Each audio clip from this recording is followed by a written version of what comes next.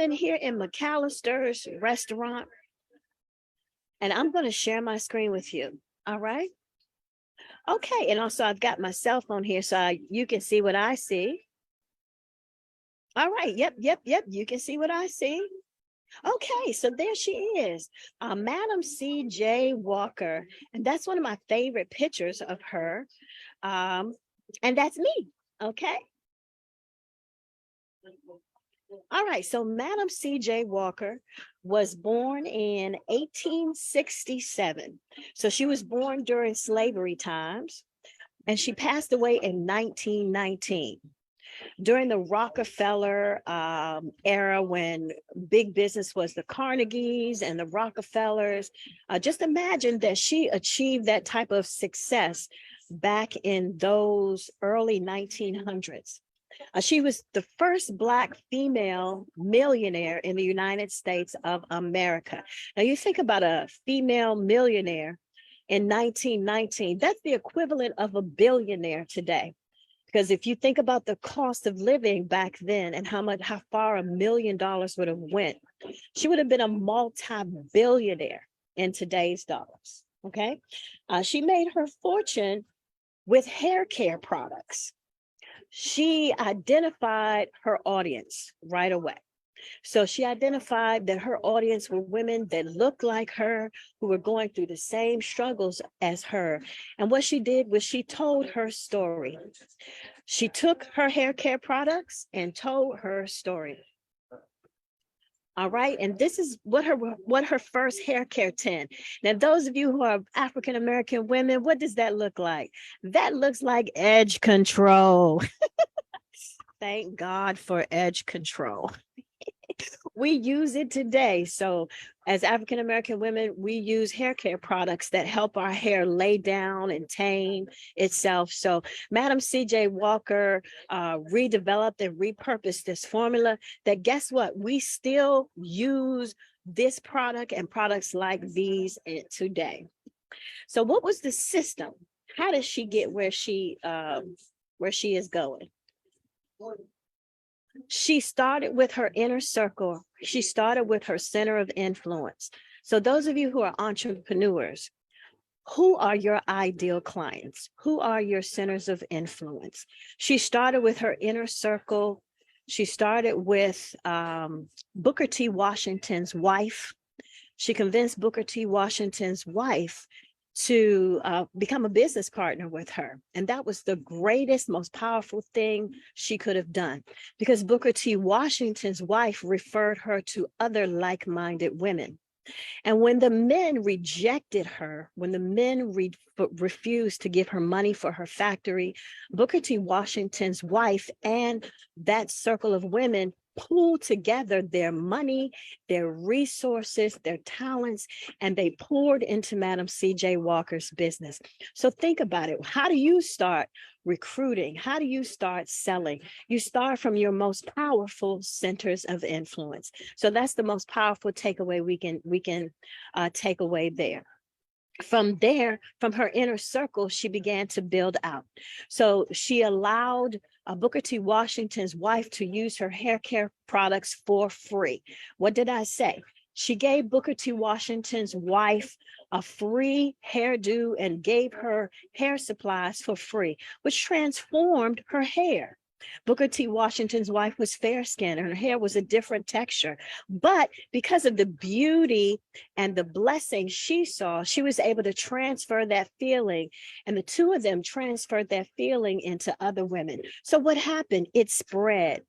Black women in those days were normally washwomen and maids and things like that. Even women who had college degrees were teachers.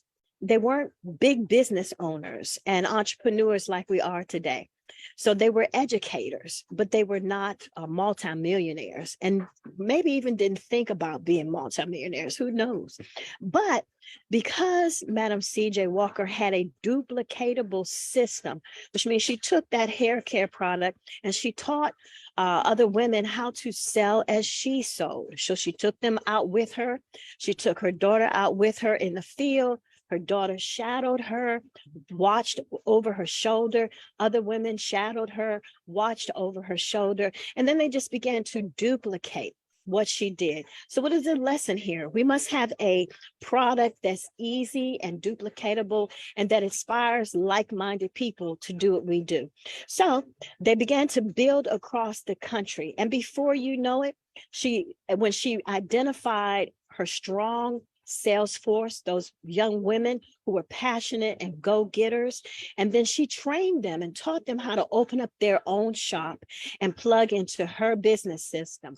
Just take those hair care products and do it exactly as she mapped out. And when they followed her step-by-step system, guess what? They went from shops all the way to fortunes, and they grew and grew and grew and grew.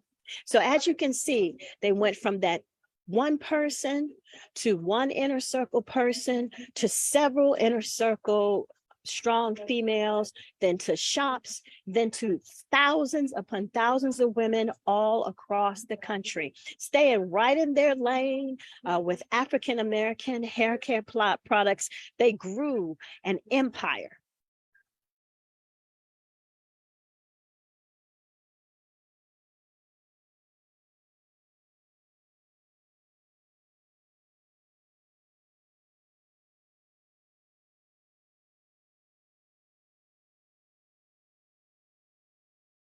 Is her daughter. So she trained Aaliyah, took Aaliyah out in the Hey, y'all know me, I always come back. So I'm gonna finish my story. Listen, I've been sitting in McAllister so long that my laptop ran out of power.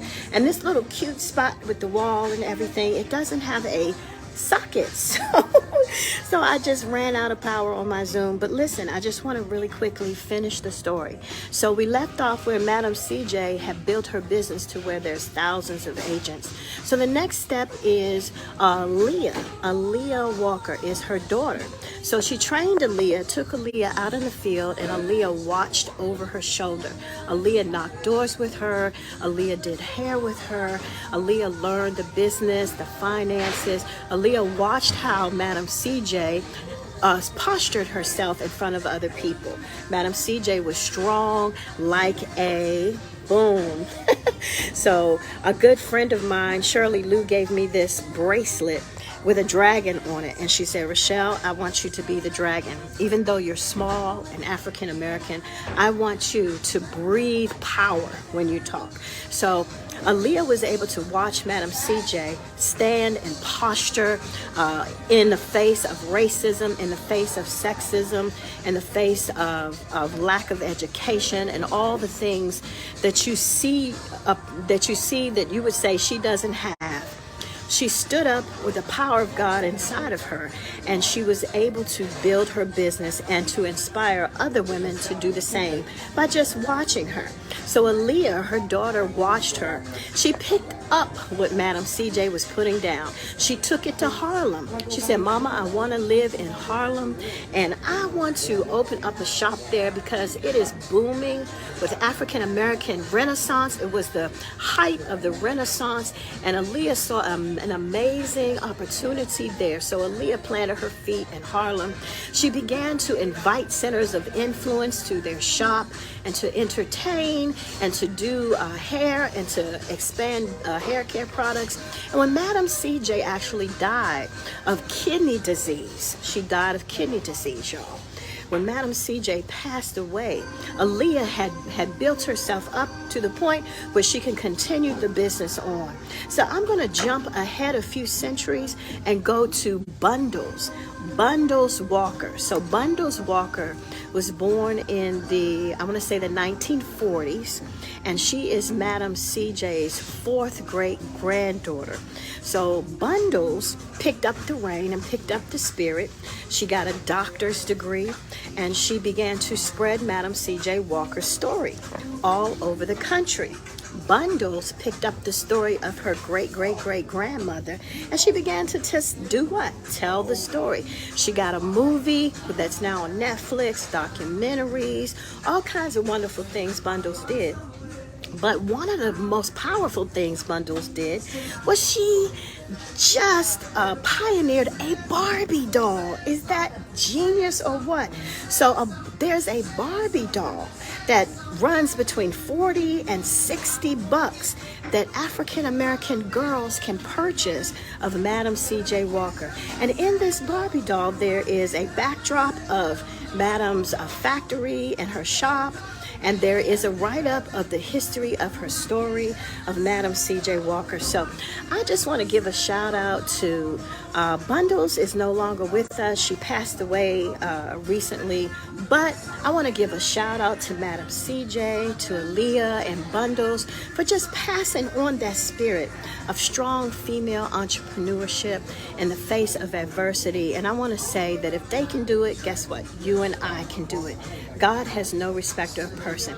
When we grab the spirit of the dragon, ladies, and we stand up with the power of God inside of us, there is nothing we can't do. We bond together. We recognize where our strength lies. We bond together as women, support each other, fight for one another, stand up, take a cause, and we can build a big business. So moving forward, I see you watching there. God bless you. My name is Richelle Dickerson, and I'm the CEO of Rhema Financial Solutions, the senior manager of Experior Financial Group. And I'm proud to say I have a deep spirit. I have the power, the same power that Madam C.J. Walker has. Big vision, multi-level marketing. Yes, Madam C.J. Walker built a multi-level marketing business. I'm going to say this. Some of you think, oh, multi-level marketing, I think that's a ripoff. Get away from me with that. But guess what? Madam C.J. Walker's business was what? Multi-level marketing. She recruited, she trained like-minded women. She split the profits. So if there was a 10 of oil that they sold or hair care products, guess what? They split the profits on that 10, and some went to Madam CJ's business and some went to the person who was picking up the reign, and they spread it down line. And then they came back to Madam CJ for vision, for inspiration, for mentoring, for coaching. So guess what that is? That is a multi-level marketing business. So why don't we get rid of all the fear and all of the stigmatism that's on multi-level marketing and realize that big business is built that way.